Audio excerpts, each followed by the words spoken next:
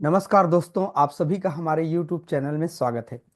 तो आज के वीडियो में हम लोग बात करेंगे dear student, BSc final year के हिंदी भाषा के ऊपर हम लोग बात करने वाले हैं। आज पूरा हम लोग समझेंगे कि हिंदी जो हमारे विषय है हिंदी भाषा का, चाहे बीए हो चाहे बीएससी हो, है ना, उनका दोनों का सिलेबस लगभग 90% सेम है। बाकी थोड़ा बहुत आगे पीछे है, बाकी सेम ही है ना। तो आज हम लोग पूरा समझेंगे इनका हिंदी भाषा में क्या क्या दिया हुआ है। तो अगर नए आए हैं फ्रेंड हमारे चैनल में, तो चैनल को जाके सब्सक्राइब कर लेना, ताकि इस तरह से जो भी इंपॉर्टेंट वीडियो रहेगा वो आप सभी को मिलते रहेगा, राइट ना। अगर हमारा चैनल अच्छे लगे फ्रेंड तो लाइक कमेंट करना मत भूलिएगा, क्योंकि इस तरह के वीडियो काफ़ी मेहनत करने के बाद बनता है। तो ऐसे चीज़ों को आपको इग्नोर नहीं करना है। अगर आपको लगे ठीक, कमेंट करते अगर बने, लाइक करते बने, तो ये तो आप जरूर करें। और एक दो स्टूडेंट नहीं, जितना स्टूडेंट तक हमारा वीडियो जा रहा है वो सभी स्टूडेंट हमारे वीडियो को अगर आपको लगे लाइक कर सकते हैं, कमेंट कर सकते हैं, तो जरूर करें, राइट ना। क्योंकि ये काफ़ी मेहनत के बाद वीडियो बनता है। आपको लगता है कि ये 10 मिनट 5 मिनट के वीडियो बनाने में क्या मेहनत लगेगा? बहुत मेहनत लगता है, ठीक है, तब जाके एक वीडियो बनता है। तो अपने जो भी और दोस्त यार होंगे उनको पूरा शेयर कर दीजिएगा हमारे वीडियो को। और नो डाउट आज मैं जो इंपॉर्टेंट क्वेश्चन बताऊंगा वो लगभग आपके एग्जाम में देखने के लिए मिलेंगे। इनका एक चीज प्रमाण है कि अभी जो फर्स्ट सेम पेपर दिला रहे हैं बच्चे लोग, चाहे बीए हो चाहे बीएससी हो, हमने सभी सब्जेक्ट का इंपॉर्टेंट क्वेश्चन उनको निकाल के दिए हैं। बॉटनी, जूलॉजी, केमिस्ट्री, है ना। और जो भी आर्ट वाले बच्चे हैं, राजनीति विज्ञान या जो भी सब्जेक्ट है, उन सभी विषय पर मैंने इंपॉर्टेंट क्वेश्चन मेरे अनुभव से मैंने निकाला। बहुत अच्छा उनके एग्जाम में 80 से 90% चीजें एग्जाम में देखने के लिए मिला। और आप सभी जानते हैं कि जो आपका पेपर है 15 मार्च के आसपास से स्टार्ट हो जाना चाहिए। ओके, थोड़ा बहुत आगे पीछे हो सकता है, पीछे तो नहीं होगा लेकिन आगे ही चला जा सकता है। क्योंकि ये पूरे महीने तक क्या होना है, प्रैक्टिकल एग्जाम होना है बीएससी का, ठीक है। और देखें अगर तो कुल मिला के आपके पास समय अब ज्यादा नहीं बचा रहा, है ना। ये फरवरी का पूरा महीना है, मान लीजिए आज तो 4 तारीख हो गया, कल से 5 तारीख स्टार्ट हो जाएगा, और ये 28 का महीना है ना। तो कुल मिला के ये देखें, आपके पास समय बहुत ही कम है। कुल मिला के मुश्किल से आपके पास 1 महीना वक्त है। और इस 1 महीना में हमको तैयारी कैसा करना है ये बात आपको समझ में आना चाहिए, ठीक है। तो फ्रेंड आप वीडियो को छोड़ के मत जाइएगा, 20-25 मिनट का जो वीडियो रहेगा उन सभी चीज़ों को हम आपको समझाएंगे जो आपके लिए जरूरी है। और इसके माध्यम से आपका जो माइंड का एक्टिविटी होगा वो स्टार्ट हो जाएगा, कहीं ना कहीं आपका माइंड लेवल काफ़ी अच्छा होगा, ठीक है। चलिए देखेंगे, यूनिट बाय यूनिट देखेंगे, है ना। और कैसा दिया हुआ है उन सभी चीज़ों को हम लोग समझेंगे। लेकिन आपको पूरा वीडियो तक बने रहना पड़ेगा, है ना। चलिए फ्रेंड, वीडियो को हम लोग स्टार्ट करते हैं। ये 75 नंबर का आना है, बीएससी फाइनल ईयर का हिंदी है, ये देख सकते हैं हिंदी भाषा है। और ये बीए वाले बच्चे भी इनको पढ़ेंगे, ठीक है, सेम है उनका भी सिलेबस। देखते हैं। हाँ, ये 5 यूनिट दिया हुआ है, हम सीधा यहाँ पर पूरा सारा चीज को ले लिया है, तो कोई दिक्कत नहीं, यहाँ हम लोग कवर कर लेंगे, ठीक है। तो यहाँ भी दिया हुआ है आपका बीएससी फाइनल ईयर है, स्नातक जो बच्चे ग्रेजुएशन में है उनके लिए ये पहला पेपर है। और दूसरा पेपर आपका इंग्लिश हो जाएगा, फाउंडेशन कोर्स का। ओके, चलिए देखते हैं इनका इंपॉर्टेंट क्वेश्चन क्या क्या है। ये पूरा इतने सारे प्रश्न दिया हुआ है, लेकिन हम आपको चिन्ह डायरेक्ट वहां लगवाएंगे। ओके, सीधा प्रश्न में, इसके लिए आपको पूरा वीडियो देखना पड़ेगा, ठीक है। ऊपर से लगाएंगे, उससे अच्छा हम अंदर जाके लगा लेते हैं। चलिए देखेंगे, समझेंगे, सीखेंगे और काफी अच्छा लगेगा। चलिए वीडियो को स्टार्ट करते हैं। पहला यूनिट में पहला सवाल हमारे पास है, कवि सुमित्रानंदन पंत जी का संक्षिप्त साहित्य परिचय देते हुए, साहित्यिक परिचय देते हुए उनके द्वारा वर्णित भारत माता के स्वरूप का वर्णन कीजिए। ये काफी इंपॉर्टेंट है, ये बिल्कुल इस साल देखने के लिए प्रश्न मिल सकते हैं, ठीक है। मतलब यहाँ पर और अथवा सवाल दिया हुआ है, उनको आप जरूर पढ़ें। सुमित्रानंदन पंत की कविता भारत माता के आधार पर भारत माता के स्वरूप का वर्णन कीजिए, ये भी आपके लिए पूरा इंपॉर्टेंट है। तो ये अथवा प्रश्न आपको पढ़ना पड़ेगा। तो देखिए इनका पूरा कहानी है, इनको आपको पढ़ना पड़ेगा, है ना। और मैं आपको इंपॉर्टेंट क्वेश्चन बताने के लिए आया हूँ, तो ये सब पढ़ूंगा तो 2 टॉपिक में ही आधा घंटा हो जाएगा, है ना। और इतना तो आप समझदार हैं कि हिंदी की चीज को अगर पढ़ के एग्जाम नहीं दिला सकते तो कोई मतलब कि आप स्टूडेंट नहीं है। ओके, अगर आप एक बेस्ट स्टूडेंट है, कोई भी गवर्नमेंट कॉलेज में पढ़ रहे हैं, चाहे कोई भी यूनिवर्सिटी से पढ़ रहे हैं, चाहे आप SNP हो, शहीद नंद कुमार पटेल हो, चाहे बिलासपुर यूनिवर्सिटी हो, चाहे कोई भी यूनिवर्सिटी हो, है ना, उन सभी का सिलेबस लगभग सेम है, थोड़ा बहुत आगे पीछे हो सकता है, बाकी बहुत सारे चीज सेम आपको देखने के लिए मिलेगा। तो इसमें कोई डाउट नहीं है कि अटल बिहारी वाजपेयी यूनिवर्सिटी वाले भी बच्चे पढ़ सकते हैं, और जो भी और यूनिवर्सिटी के बच्चे हैं, वो पढ़ सकते हैं। इसका मतलब ये हुआ कि आप अपने दोस्त या यार को ये वीडियो शेयर कर देंगे, राइट ना। भारत माता कविता में कवि ने किस तरह के जन जीवन की विशेषता को वर्णित किया है, ये आपके लिए इंपॉर्टेंट है। इनको करेंगे, बड़ा बड़ा नहीं है, छोटा छोटा है। सुमित्रा नंदन पंत के अनुसार उनकी रचना भारत माता में प्रवासिनी किसको कहा है ना। साथ ही इस कविता का आशय भी हमको बताना है, काफी इंपॉर्टेंट है, आप चिन्ह लगा लेंगे। यहाँ पर दिया हुआ है भारत माता कहाँ रहती है, उनका तप कब सफल हुआ, इनको नहीं पढ़ना है आपको। ठीक, और देखते हैं भारत माता कविता में निहित कवि के संदेश को क्या करना है, स्पष्ट करना है। 2023 में पूछे हैं, लेकिन चांसेस एकदम नहीं है, लेकिन ऐसा नहीं है कि इनको छोड़ दें, थोड़ा सा आप इसको जरूर देखें, छोटा सवाल है, ठीक है, पढ़ लेंगे। ये छठवा को आप छोड़ दीजिए, क्लियर है। सातवां भी आप छोड़ देंगे, इंपॉर्टेंट नहीं है। अब आ जाते हैं हम यहाँ पर, देखते हैं अभी तो भारत माता का जितना कहानी है ऊपर दिया हुआ है, कितना बढ़िया है, कौन लिखा है वो सब जान गए।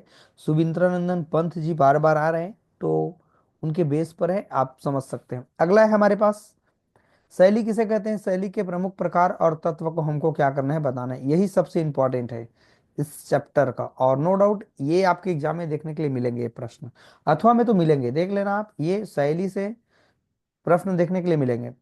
शैली का मतलब होता है सील धातु से बना हुआ है। सामान्यतः शैली का आशय लहजा, ढंग, परिपाटी, पद्धति, विधि, तौर तरीका आदि से है। जैसे कहते हैं ना, आप में कोई शैली नहीं है बात करने का, कोई बात है ना। और देखते हैं यहाँ पर शैली आलंग शब्द है ना, आंगल शब्द है, आंगल शब्द स्टाइल का समानार्थी है। भाषा के पूर्व यदि जीवन के संदर्भ में शैली की विवेचना किया जाए तो स्पष्ट होगा कि मानवीय जीवन में शैली अत्यंत महत्वपूर्ण होगा। हमारा उठना बैठना, खाना पीना, आचार विचार और आचरण हमारी विशिष्ट शैली के ही घोतक होते हैं। इस प्रकार हमारा व्यक्तित्व ही हमारी शैली है। शैली व्यक्ति के अनुरूप अलग अलग होता है, हर व्यक्ति का अलग अलग शैली है। किसी में बात करने का अच्छा शैली, किसी में रहने का अच्छा शैली है। शैली का मतलब आपको अब समझ में आ गया, शैली का मतलब आप अपने जीवन में हर तरीके के आप शैली यूज करते हैं। आपका उठना बैठना आपका अलग शैली है, रहना अलग शैली है, अलग अलग लोगों से बात करने की शैली भी अलग अलग। इसलिए कहा भी गया है कि व्यक्तित्व की शैली है और शैली ही व्यक्तित्व है। एकदम करेक्ट बात है। अगर आप में शैली नहीं है कोई चीज, तो आप में अच्छा व्यक्तित्व हो ही नहीं सकता। ठीक है, अगर आप में शैली अच्छा है तो नो डाउट आपका व्यक्तित्व भी अच्छा होगा। भाषा के परिप्रेक्ष्य में शैली का विवेचन यह स्पष्ट करता है कि मनुष्य अपने भाव अथवा विचारों को समुचित ढंग से व्यक्त करने के लिए भाषा में अनेक प्रयोग करता है। वक्ता की सदैव यही इच्छा रहती है कि वह अपनी बात स्पष्ट रूप से दूसरे तक पहुंचा सके। आई होप बच्चों आप सभी को ये समझ में आ गया होगा। अब शैली की परिभाषा यहाँ पर दिया हुआ है, और डॉक्टर जॉनसन के अनुसार अलग है, और अलग अलग जो रिसर्चर है उनके अनुसार अलग अलग है ना। तो ये चीज आपको करना होगा। अब इनके तत्व देखते हैं। आंतरिक तत्व है, बाह्य तत्व है। बाह्य तत्व में कौन आते हैं, ध्वनि योजन, वाक्य योजन आते हैं, और शब्द योजन आते हैं। पहला है ध्वनि योजन, दूसरा है शब्द योजन, तीसरा है वाक्य योजन, चौथा है अनुच्छेदन, अनुच्छेद योजन, और पांचवा है हमारे पास प्रकरण योजन, योजना है, चिन्ह विकार है। ये सभी चीज उनके क्या है, तत्व है। आई हो बच्चों ये बात आपको समझ में आ गया। और इनका जो कथन शैली के प्रकार है ना, तो नीचे देखेंगे बोल रहे हैं, आगे और बताएगा। ये देखिए, अब ये अलग अलग प्रकार हैं, देख सकते हैं आप। ये कितने प्रकार के होते हैं आप देख पा रहे हैं। व्याख्यात्मक परक, व्याख्या परक, या व्याख्यात्मक भी कहते हैं उनको। और अगला है विवरणात्मक, है ना, विवरण करते हैं, विवरणात्मक है ना, मतलब जिसमें विवरण करने की बात करते हैं। और मूल्यांकन परक, जिसमें मूल्यांकन करते हैं उनके शैली का। और विचारात्मक शैली। तो ये सब अलग अलग हमारे पास सवाल बनेंगे और काफी इंपॉर्टेंट है ये सब चीज, है ना। और उन्हीं को हमको थोड़ा थोड़ा से क्या करना है, पढ़ना है, और आपके नॉलेज के लिए पढ़ना होगा। हिंदी बहुत प्यारा सब्जेक्ट है, आपके नॉलेज लेवल को आप बिल्कुल बढ़ा सकते हैं बच्चों। आपके ऊपर है कि आपको करना क्या है। इस सारे चीज को आपको पढ़ना होगा और अच्छे से अपने नॉलेज के स्तर को बढ़ाइए। ये आपको बताना है कि जो व्याख्यात्मक और विवरण करने वाला जो शैली होते हैं, दोनों के बीच में अंतर बताना है, विशेषता भी बताना है। तो यहाँ पर आपको अंतर दिखाई दे रहा है, ये कर लेंगे आप।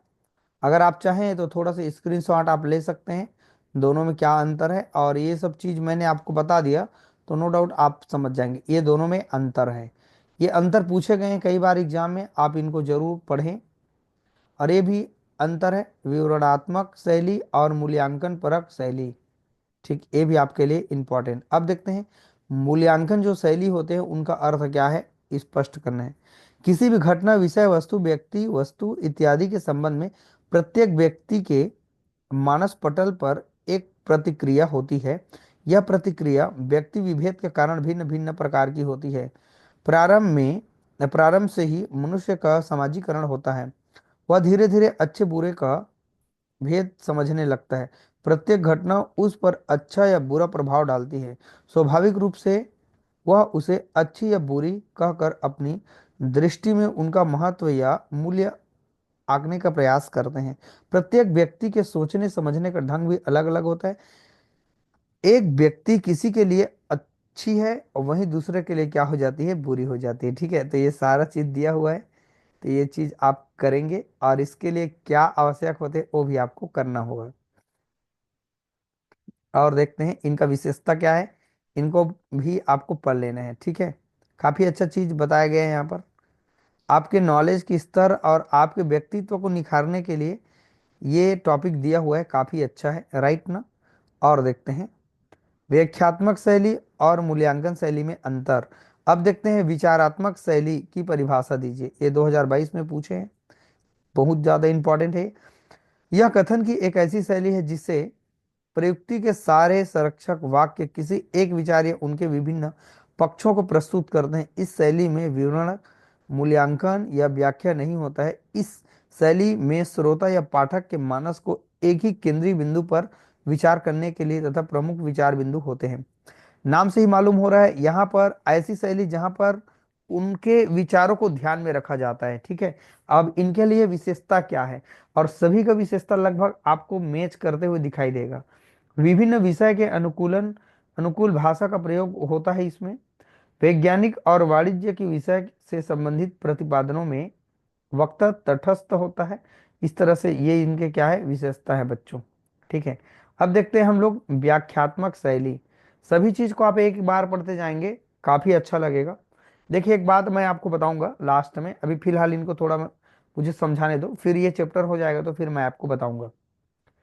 व्याख्यात्मक शैली ऐसे शैली जिनके ऊपर हम व्याख्या करने के ऊपर डिपेंड रहते हैं, व्याख्या को ही इंपॉर्टेंट माना जाता है, व्याख्या को ही सेंटर लेते हैं, तो ये होते हैं हमारे पास व्याख्यात्मक शैली। व्याख्यात्मक शैली व्याख्यान से पूरा संबंधित है, ये काफी अच्छा है। इनका भी महत्व आपको पढ़ना है और इनके विशेषता को भी आपको बताना होगा। ठीक, सभी चीज को आपको पढ़ना होगा, काफी अच्छा है। और ये पूछे गए हैं व्याख्यात्मक और विचारात्मक शैली, दोनों में अंतर आपको पूछे गए हैं। ठीक है, अब देखिए मैं आपको एक चीज बताना चाह रहा था, और ये कोई प्रश्न छोड़ने लायक नहीं है ना। एक प्रश्न हो गए, दो प्रश्न हो गए, दो, तीन, और यहाँ पर हो गए चार प्रश्न, ये चार हो गए। थोड़ा तो लंबा है, चार और एक, ये तो सब में अंतर है। अगर ऊपर पढ़ ली उनका मीनिंग तो अंतर क्यों पढ़ेंगे भाई आप, अंतर तो आपको वहीं से हो जाएगा ना। ये है, कुल मिला के ये थोड़ा सा चैप्टर लंबा है, बट आपको चीजों को इस तरह से करना है। मान लीजिए, हाँ यहाँ पे देखिए, ये आपका पांचवा से स्टार्ट हो रहा है, आठवां से स्टार्ट हो रहा है ना। एक मिनट, तो मैं क्लियर कर देता हूँ कि ये सातवां है कि आठवां है। हाँ, ये अगर आठवां से स्टार्ट हो रहा है तो देखिए कि ये जो आठवां प्रश्न है, अगर आपने ऊपर का कोई सवाल को अगर आपने नहीं पढ़ा तो नो डाउट उसके अथवा में ये नीचे का जितना प्रश्न मैंने बताया वो आएगा। अगर आपने नीचे को नहीं पढ़ा है तो ये ऊपर से कोई ना कोई एक प्रश्न पक्का आएंगे, ये आ सकते हैं तीसरा नंबर का और ये दूसरा नंबर का, जिसमें बहुत सारा अथवा है। ये अच्छा नहीं, पहला नहीं, ये दूसरा है आपका। नहीं, तीसरा का मैं बात कर रहा हूँ, और एक और है जिसका बहुत सारा अथवा है। नहीं, ऊपर है, सॉरी, ऊपर है। तो ये जो प्रश्न दिखाई दे रहा है 8वां नंबर, तो आप अगर ऊपर का नहीं पढ़े हैं 7वां, तो इनको आप पहला मान लीजिए, और ये मतलब ये पूरा नीचे का आपको पढ़ना है। अगर नहीं पढ़ पाए तो, नहीं तो नीचे का 6 पाठों पढ़ना पड़ेगा और 2-3 ठो ऊपर का, तो ये चीज आप कर लेंगे तो काफी अच्छा रहेगा। याद रखिएगा, एक हमारे पास ये सवाल है तीसरा नंबर, काफी इंपॉर्टेंट है, मैं आपको बता रहा हूँ, सुमित्रा नंदन पंत जी का, और बिल्कुल वो इस साल आ सकते हैं एग्जाम में। हाँ, ये वाला ना, ये वाला प्रश्न तीसरा काफी इंपॉर्टेंट है। ठीक, और ऊपर भी नहीं पढ़ेंगे तो कोई दिक्कत नहीं, और एक इसको पढ़ लीजिए, मात्र पहला और तीसरा, बाकी नीचे का पढ़ लीजिएगा। नो डाउट आपके एग्जाम में आएगा ही आएगा, वो गारंटी है मेरी, है ना। ठीक है। हाँ, इनको कह दिया मैंने। जो शैली है उनके प्रकार हैं। एक्चुअल में जो शैली कितने प्रकार के हैं देखिए, यहाँ व्याख्या करने वाला शैली है, विवरण करने वाला है, मूल्यांकन करने वाला है, और विचारात्मक। ये चारों को अलग से समझा दिए हैं, बस और कुछ नहीं है।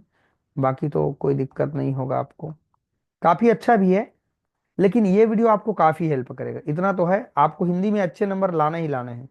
क्योंकि अगर केमिस्ट्री भी कम नंबर आ गया तो वहाँ आपका हिंदी काफी इंपॉर्टेंट हो जाएगा, वहां पर नंबर आपका अच्छा कर देगा। क्योंकि जो आपकी समझ में आ रहा है उन चीज को तो अच्छा आप करें। चलिए अब देखते हैं दूसरा यूनिट। उपेंद्र नाथ अस्क द्वारा रचित सूखी डाली का सारांश हमको बताना है। ये पहला प्रश्न तो कोई भी चैप्टर हो हमको नहीं छोड़ना है, ओके। काफी इंपॉर्टेंट है, तो ये आप पढ़ेंगे, कथा कहानी है, और एक दादाजी वाला और होगा। इनको आप मत पढ़ें, दूसरा तीसरा भी मत पढ़ें आप। हाँ, ये दादाजी वाला है ना, अगर पढ़ सकें तो, नहीं तो और मैं आपको बता रहा हूँ नीचे में। हाँ, ये छठवां मत पढ़िए, पांचवा भी मत पढ़िए। ठीक है। हाँ, ये पढ़ें। दादा मूलराज और बेला के चरित्र की तीन तीन विशेषता आपको बतानी है, पढ़ना ही पढ़ना है। एकांकी के तत्व के आधार पर सूखी डाली की समीक्षा करना है, ये भी आपको बताना है। क्लियर हो, कोई दिक्कत नहीं। और देखते हैं, ये देखिए, सूखी डाली का जो केंद्रीय भाव है उनका कथन क्या है, उनको आपको बताना होगा, पढ़ेंगे तो आपका पूरा समझ में आ जाएगा। 10वां मत पढ़िए, 11वां आप पढ़िए। सूखी डाली एकांकी के माध्यम से संयुक्त परिवार की आवश्यकता और अच्छाई की ओर संकेत किया है, इनसे आप क्या समझते हैं, ये इंपॉर्टेंट है। 12वां को मत पढ़िए, कोई दिक्कत नहीं, 13वां को आप पढ़ लेंगे। ठीक है, उसी का अथवा सवाल है, और आपको बता रहा हूं मैं। ये 14, अब देखिए, अब ये तो कथा कहानी ऊपर का हो गया, अब ये ग्रामर टाइप का थोड़ा अलग प्रश्न है जो आपके व्यवहारिक जीवन को ऊपर उठाएगा। लिखा हुआ है यहाँ पर, विनम्रता सूचक संरचना से आप क्या समझते हैं। थोड़ा हम समझते हैं, मनुष्य एक सामाजिक प्राणी है, बिल्कुल सही है। उसे अपने परिवेश से समायोजन, मतलब एक दूसरे के साथ मिल करके करना पड़ता है। वह अपने विचारों को एक दूसरे तक पहुंचाने की कोशिश करते हैं और चाहते हैं, है ना। मनुष्य की शिक्षा उससे बोलचाल व्यवहार में प्रकट होती है, इसलिए प्रत्येक भाषा में कुछ ऐसे वाक्यांश या वाक्य विकसित हो गए हैं जो वक्ता की विनम्रता को व्यक्त करते हैं, उसे विनम्र सूचक संरचना कहते हैं। बिल्कुल करेक्ट बात है, अगर आप में विनम्रता नहीं है, आप में विनम्रता का गुण नहीं पाया जाता है, तो आप में कहीं ना कहीं एक अच्छा व्यक्तित्व होने का गुण नहीं है, तो विनम्र होना चाहिए, इनका विशेषता बताना है, ओके। ये पढ़ें आप। विनम्र सूचक संरचना को हमको बताना है, ये उसके उदाहरण है। अब देखते हैं कालबोधक क्या होते हैं, ठीक, और देख लेते हैं एक बार। अच्छा, ये 2024 में आए हैं, आप पढ़ेंगे थोड़ा, और मैं आपको लेके चलता हूँ। हम्म, ये प्रश्न देखें, दिशा बोधक संरचना को उदाहरण से ही समझाएं, ये इंपॉर्टेंट है। पढ़ें, छोटा फ है, ज्यादा बड़ा नहीं है। और ये भी प्रश्न, अच्छा, विधि सूचक संरचना से क्या समझते हैं, ये पढ़े ना, बाकी आपको पढ़ने की जरूरत नहीं है। ठीक है, और दिखा रहे हैं, पढ़ते जाएंगे तो पूरा समझ में आ जाएगा। अनुक्रम से आप क्या समझते हैं, ये भी प्रश्न आया हुआ है, काफी इंपॉर्टेंट है, और मैं आपको बता रहा हूँ, है ना।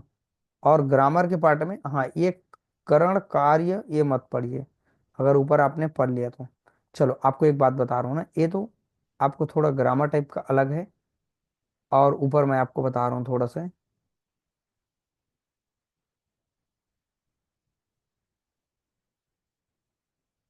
आप देखते जाइए अच्छे से।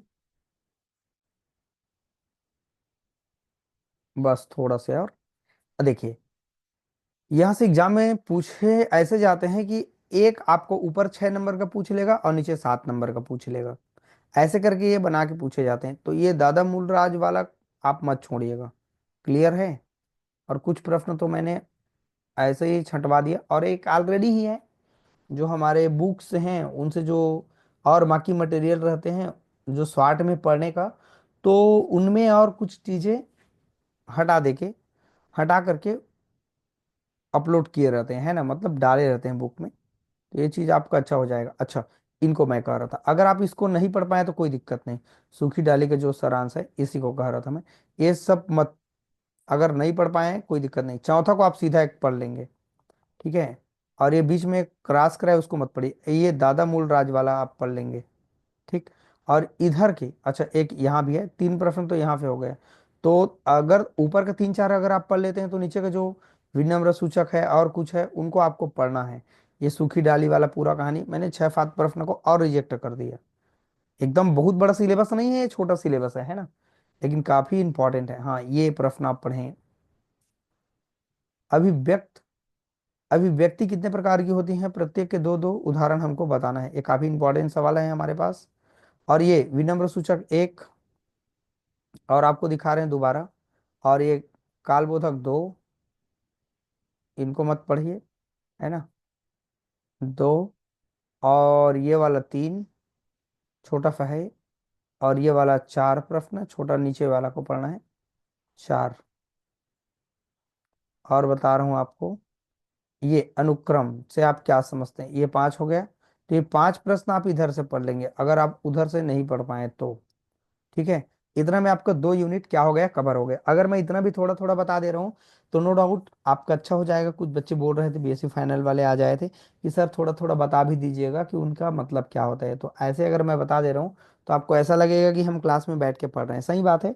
ये पढ़ाई तो आपका अच्छा हो जाएगा। अगर आपने बुक वगैरह नहीं लिया है जो भी, उनको तुरंत ले लेंगे। ठीक है फ्रेंड, अगर वीडियो अच्छा लगेगा तो लाइक कमेंट करना मत भूलिएगा। ओके। आप वीडियो में हमारे बने हैं और लाइक नहीं कर रहे हैं, ऐसा हो नहीं सकता। ठीक है। लाइक कर देंगे तो कौन सा आपका बिगड़ जाएगा। अच्छा चलिए, ये प्रश्न आप मत पढ़िए और देखते हैं। हाँ, ये 2023 में आए हैं, लेकिन और हम आपको दिखा रहे हैं नीचे कुछ इंपॉर्टेंट। हाँ, ये प्रश्न पढ़ें आप, सबसे इंपॉर्टेंट ये है ना, वसीयत कहानी का सारांश क्या है। ये वेरी वेरी इंपॉर्टेंट क्वेश्चन है। और ये है, वसीयत कहानी का जो प्रसंग है उनको अपने विचार में आपको बताना होगा। 2 सवाल हो गए यहाँ पर, और तो मैंने कटवा दिया। हाँ, ये कहानी का उद्देश्य छोटा सा है, ज़्यादा नहीं है। नहीं, थोड़ा ज़्यादा है, अरे वाह। 3 प्रश्न, हाँ। अगर ऊपर को नहीं पढ़ पाएंगे तो ये कार्यालीन भाषा आप पढ़ें, सॉरी, कार्य कार्यालीन जो पत्र होते हैं उनको आपको बताना होगा। काफ़ी इंपॉर्टेंट है, ये सवाल इंपॉर्टेंट है। परिपत्र से क्या समझते हैं, ये भी आपके लिए काफ़ी इंपॉर्टेंट है। ठीक, यही सब पढ़ना है कह रहा हूँ मैं। और यहाँ पर 2 चीज लिखा है, प्रतिवेदन और परिपत्र, दोनों में अंतर आपको बताना है। और अनु स्मारक क्या होते हैं, इसे कब लिखा जाता है हमको बताना है। देखिए थोड़ा हम पढ़ते हैं। अनु स्मारक को अंग्रेजी भाषा में रिमाइंडर कहते हैं, है ना। जब किसी शासकीय कार्यालय में भेजे गए शासकीय पत्र का उत्तर प्राप्त नहीं होता है तो उस पर कोई कार्यवाही नहीं होती तो उसे संबंधित विभाग को एक स्मरण पत्र भेजा जाता है। इसे अनुस्मारक कहते हैं। सही बात है, नाम से ही पता चल रहा है। अनुस्मारक आपको याद करने के लिए पुनः, कार्यालय को कार्य प्रणाली बहुत ही धीमी होती है। इससे उच्च कार्यालय द्वारा अधीनस्थ कार्यालय को अनेक विषयों पर पत्र लिखे जाते हैं, जानकारियां मांगी जाती है, कुछ निर्देशों का पालन करने की अपेक्षा की जाती है, किंतु कभी कभी भूल से या किसी कारणवश जब अधीनस्थ कार्यालय द्वारा कार्यालय के पत्र पर कार्यवाही नहीं की जाती है, तब कार्यवाही के लिए उच्च कार्यालय, इस तरीके से आप पढ़ सकते हैं। कुल मिला के ये कहें कि आपको याद दिलाने के लिए आपको पत्र लिखने का बात कर रहे हैं, और एक दो पत्र यहाँ पर डेमो के रूप में आपको दिखा भी दिया है। ओके, चाहे तो पढ़ सकते हैं, नहीं तो कोई दिक्कत। कार्यालयीन जो आदेश से आप क्या समझते हैं, आदेश का एक नमूना लिखिए, ये काफी इंपॉर्टेंट है। ज्ञापन क्या होते हैं ये आपको बताना है। ये आया हुआ है ये सवाल, ज्ञापन क्या होते हैं, काफी इंपॉर्टेंट है। और पृष्ठांकन तो उसी का है। आदेश क्या होते हैं ये भी आप पढ़ सकते हैं। और ये लास्ट एक प्रश्न है, अधिसूचना से आप क्या समझते हैं, इसका प्रकाशन किसमें होता है और उसके विषय क्या होते हैं ये आपको बताना होगा। तो ये प्रश्न आप पढ़ें, और इतना प्रश्न अगर आप पढ़ लेते हैं, ये प्रश्न आपको पढ़ने की जरूरत नहीं है, ठीक है। और ये भी प्रश्न आपको पढ़ने की जरूरत नहीं है, आ भी जाए तो फेंक के लिख सकते हैं, कोई दिक्कत नहीं। तो ऊपर का मैंने 4-5 प्रश्न जो चिन्ह लगवाए, आई होप आपने चिन्ह लगा लिए होंगे। चलिए बच्चों, अब हम लोग चलते हैं यूनिट 4 की ओर। थोड़ा वीडियो लंबा हो तो परेशान आपको नहीं होना है, आधा घंटा 20 मिनट अगर आप वीडियो देख लेते हैं और उससे आपका भला हो जाए तो आपको छोड़ने का क्या बात है, आपको नहीं छोड़ना चाहिए, ठीक है। इतना तो आपको मेहनत करना पड़ेगा, और हिंदी काफ़ी इम्पॉर्टेंट और इजी सब्जेक्ट भी होता है, ठीक है। तो ये चीज़ें आपको अच्छे ढंग से समझनी है ताकि आप अच्छा कर सकें। चलिए देखते हैं अगला। हरिवंश राय बच्चन का संक्षिप्त साहित्यिक परिचय दीजिए। इनको मत करिए, कोई दिक्कत नहीं है। अगला देखते हैं, हिंदी की साहित्य की विधा डायरी लेखन एक कला है, इस पर अपने विचार को हमको लिखना है। ये भी आप मत पढ़ें, और आपको दिखा रहे हैं, ये पढ़ें आप, ठीक है। हठ योग एवं राजयोग के बारे में हमको बताना है, ओके बच्चों। और योग की शक्ति में लेखक के किस तरह के योग की विशेषता हमको बतानी होगी, ओके। और देखते हैं दूसरा है हमारा, अगला सवाल है इसका। कवि श्री हरिवंश राय बच्चन योग की शक्ति पीठ के माध्यम से क्या कहना चाहते हैं, इसके महत्व का हमको प्रतिपादन करना, यही सबसे इंपॉर्टेंट है इस चैप्टर का, ठीक है। तो 2 प्रश्न अभी तक मैंने चिन्ह लगवाया हुआ है, और यहाँ पर यह भी सवाल आया हुआ है। अगर आपने ऊपर पढ़ लिया तो नीचे कोई दिक्कत नहीं होगा। ये प्रश्न को आपको नहीं पढ़ना है ना, आया भी नहीं है। अनुवाद, सबसे इंपॉर्टेंट सवाल यही है, अनुवाद किसे कहते हैं, उनका उद्देश्य बताना है। ऐसे ही हम बता सकते हैं, ना कि हिंदी में इंग्लिश का अनुवाद करना, ना कि उर्दू में अनुवाद करना, ऐसा नहीं है। देखिए इनका परिभाषा क्या है, अनुवाद, अनुवाद का इंग्लिश मतलब होता है ट्रांसलेशन, ट्रांसलेट करना। अनुवाद वह होता है जिसमें एक कही गई एक भाषा को दूसरे भाषा में कहना या बतलाना, क्या कहलाता है, अनुवाद कहलाता है। ये अलग अलग तरीके से अनुवाद करने के लिए दिया जाता है। वाक्य अनुवाद करना, शब्द अनुवाद करना, अलग अलग इनका प्रकार है। तो यहाँ पर अनुवाद से एक प्रश्न पक्का देखने के लिए आपको मिलेगा ही मिलेगा, शब्द अनुवाद, भाव अनुवाद और रूपांतरण अनुवाद। अनुवादक किसे कहते हैं, अब एक बात आप समझ गए होंगे, जो अनुवाद करने वाला व्यक्ति है उसी को हम लोग क्या कहेंगे, अनुवादक कहेंगे। एक अच्छे अनुवाद की विशेषता बतानी है, यही सबसे इंपॉर्टेंट है। जो अनुवाद करने वाला है उनकी क्या विशेषता है, मैं तो अपने लैंग्वेज में ऐसे ही बता सकता हूँ। जो व्यक्ति अनुवाद कर रहा है उन व्यक्ति को ज्ञानी होना चाहिए, मतलब उनको नॉलेज होना चाहिए, उनका बुद्धि क्या होना चाहिए, तीव्र होना चाहिए। और दूसरा बात है, उनको ग्रामर संबंधित नॉलेज होना चाहिए। तीसरा है कि उनको दोनों भाषा का ज्ञान होना चाहिए, जिस भाषा में वो कन्वर्ट करना चाह रहा है और जिस भाषा का मदद करके कन्वर्ट कर रहा है, वो दोनों भाषा का उनको क्या होना चाहिए, नॉलेज होना चाहिए, राइट ना। और उनमें शुद्ध अशुद्ध का परिचय होना चाहिए, कहाँ वो लिख रहे हैं तो शुद्ध हो, कहाँ अशुद्ध हो, ये चीज उनके लिए काफी इंपॉर्टेंट है। अनुवादक को किस तरह से अनुवाद प्रक्रिया अपनानी चाहिए, ये भी आपके लिए इंपॉर्टेंट। बस इतना आपको अनुवाद से एक प्रश्न तो मिलेगा ही मिलेगा, नो डाउट। और कुछ अनुवाद करने के लिए दिया हुआ है, ये कोई चीज आपको नहीं पढ़ना है, ये बेकार की चीज हमको नहीं करना है। अच्छा, स्रोत भाषा लक्ष्य भाषा में अंतर, ये काफी इंपॉर्टेंट है, फर्स्ट सेम में भी पढ़ा, और ये आपका मिलेगा, आप देख पाएंगे इनको। और 12वीं क्लास में भी शायद हिंदी में है ये, पहले हम लोग पढ़ते थे तो शायद था ये, थोड़ा बहुत तो, लेकिन इनके बारे में जरूर हमारे टीचर उस टाइम समझाए थे, ठीक है। तो स्रोत भाषा और लक्ष्य भाषा, पहले मैं आपको अपने लैंग्वेज में बता रहा हूँ। आपके हाथ में मान लीजिए किताब है, और उस किताब में हिंदी में लिखा हुआ है, और आप कह रहे हैं सर इसको इंग्लिश में ट्रांसलेट कर दीजिए। तो आपके हाथ में जो हिंदी का बुक है, लैंग्वेज में लिखा हुआ है हिंदी का, तो वो आपका कौन सा भाषा हो जाएगा, आपका स्रोत भाषा होगा। और जिसमें आप कन्वर्ट कर रहे हैं वो हमारा क्या होगा, लक्ष्य भाषा होगा, टारगेट लैंग्वेज होगा। यही होगा हमारे पास स्रोत और लक्ष्य भाषा, काफी इंपॉर्टेंट है। यहाँ पर कोई अनुवाद वगैरह करने के लिए आपके एग्जाम में देखने के लिए नहीं मिलेंगे, और ये सब चीज आप मत पढ़ें, ये हमारी यूनिवर्सिटी में कुछ नहीं पूछे गए हैं। चलिए 5वां यूनिट हम लोग देखेंगे, काफी अच्छा ही इंपॉर्टेंट। चलिए फटाफट पढ़ते हैं। भारत की सांस्कृतिक विविधता को हमको बताना है, ये इंपॉर्टेंट प्रश्न है, पढ़ लेंगे। नवाचार किसे कहते हैं, अगर आपके मन में विचार में नवाचार आ रहे हैं, नया थॉट आ रहे हैं, उनको नवाचार कहेंगे। ये आप मत पढ़ें। चौथा नंबर का सवाल, पांचवा नंबर का भी सवाल आप मत पढ़ें। ये पढ़ें, वैश्वीकरण के दौर में सभी सांस्कृतिक एक दूसरे को किस तरह से इफेक्ट कर रही, ये काफी इंपॉर्टेंट है। ठीक है, ये उसी का अच्छा अगला सवाल है ना। लेखक के अनुसार राष्ट्रीय एकीकरण के लिए कौन कौन सी चुनौतियां हैं, ये भी काफी इंपॉर्टेंट है और ये आप मत पढ़ें। आठवां नंबर का सवाल, संस्कृति और परंपरा दोनों में अंतर बताना है, काफी इंपॉर्टेंट है। ये प्रश्न आपको नहीं पढ़ना है। थोड़ा फटाफट इसलिए चल रहा हूँ क्योंकि ये वीडियो 40 मिनट के बाद लंबा हो जाएगा, ताकि ये कम टाइम में कंप्लीट हो जाए। अगला है, प्रतिवेदन का स्वरूप बताते हुए उनकी उपदेयता को हमको स्पष्ट करना है, काफी इंपॉर्टेंट, ये आने लायक क्वेश्चन है इस सत्र। ओके, और ये है निमंत्रण पत्र किसे कहते हैं, है ना, इनकी जरूरत क्यों पड़ी, ये काफी इंपॉर्टेंट है। एक दो निमंत्रण पत्र भी है, आज के जीवन में निमंत्रण पत्र का यूज करते हैं, याद करिए। प्रतिवेदन के स्वरूप मत पढ़ना, कोई दिक्कत नहीं। निमंत्रण पत्रों की भाषा के बारे में हमको बताना, ये भी मत पढ़ो। किसी दुर्घटना की जांच का प्रतिपादन तैयार कीजिए, ये आया है, इनको आपको पढ़ना है। ठीक है, ये बधाई वगैरह के लिए तो लिख सकते हैं, कोई दिक्कत नहीं है। अगर आ जाए तो थोड़ा बहुत आइडिया के लिए पढ़ लीजिएगा।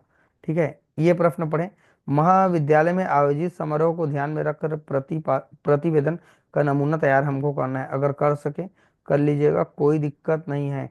अबे, निमंत्रण पत्र से अभिप्राय क्या है, इनका महत्व हमको बताना है, ये प्रश्न पढ़ें। और ये प्रश्न आपको पढ़ने की जरूरत नहीं है मेरे भाई, ये भी पढ़ने की जरूरत नहीं है ना, कुछ चीजें हैं जो आपके लिए कोई काम करें। तो चलिए फ्रेंड, ये पूरा वीडियो आपको क्लियर समझ में आ गया होगा कि कैसे हम हिंदी में इंपॉर्टेंट क्वेश्चन को चिन्ह लगाएं।